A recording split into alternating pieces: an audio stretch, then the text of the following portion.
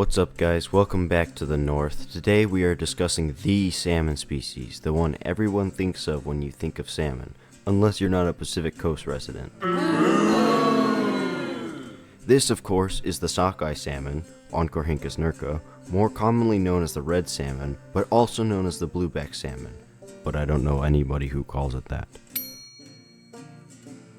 Interesting fact, when a sockeye is present in landlocked conditions, they are known as kokanee and are significantly smaller than their ocean-going counterparts, for obvious reasons.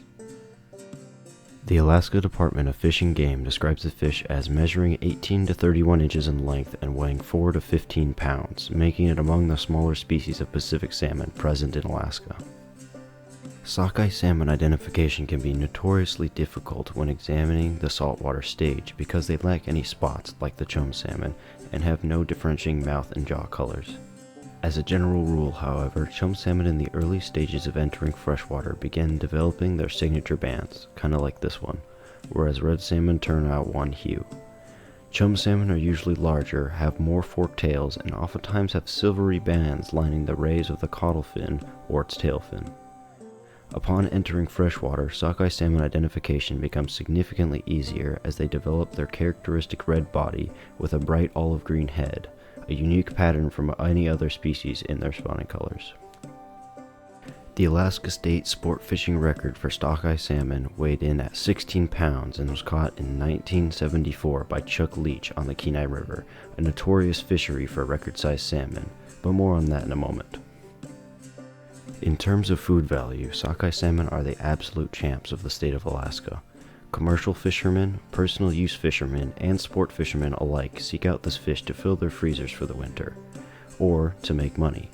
In terms of fishing value, they are also among the greatest the state has to offer, with massive runs located just a few hours outside of Anchorage, which is the most populous city.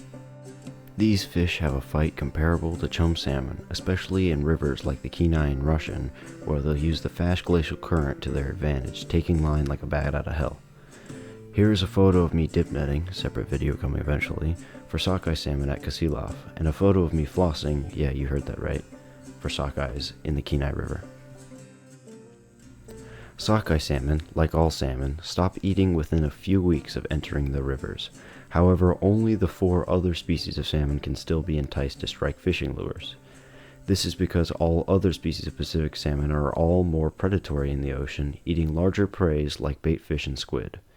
In contrast, a sockeye's diet consists of plankton, small crustaceans, and occasionally smaller fish, all smaller prey. Because of this, they are significantly less prone to strike at lures and baits upon entering freshwater, an attribute that most fishermen can attest to. The fisherman's solution to this problem? Flossing.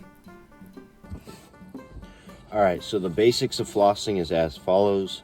You got the fish swimming upstream, and sockeye salmon generally swim with their mouths open to get water through their gills and stuff like that.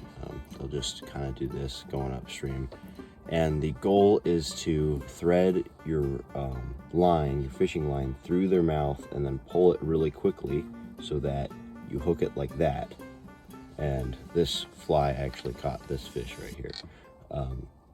So the goal is to the fish be swimming, you have the line drifting downstream, pretend this is the line.